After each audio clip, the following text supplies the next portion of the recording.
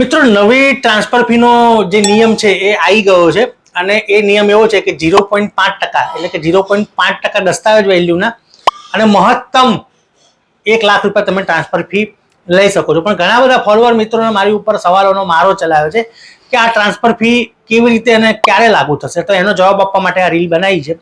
તો મિત્રો આ જે નવો નિયમ આવ્યો છે ને એ હવે પછી એ જે ગેઝેટ બહાર પડ્યું એ પછી લાગુ થશે, એટલે પહેલાના કેસોમાં જૂના કેસોમાં લાગુ પડતો નથી। એટલે તમને સ્પષ્ટ રીતે જણાવું, તમે ખાસ યાદ રાખજો।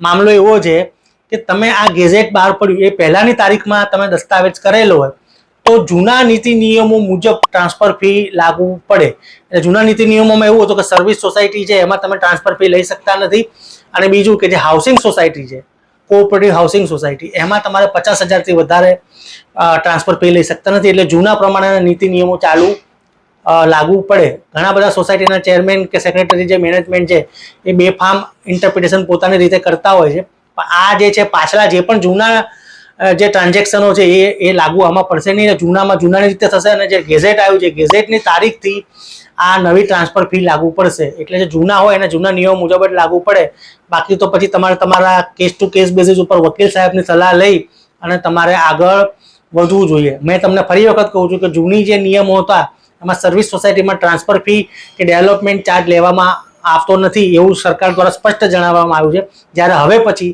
તમામ પ્રકારની હાઉસિંગ સોસાયટી અને હાઉસિંગ સર્વિસ સોસાયટી બધા ઉપર ટ્રાન્સફર ફી લાગુ પડશે, અને એ પણ દસ્તાવેજ કિંમતના દસ્તાવેજની વેલ્યુના 0.5% અને વધુમાં વધુ 1 લાખ રૂપિયા, એનાથી વિશેષ કોઈ રકમ આપવાની નથી।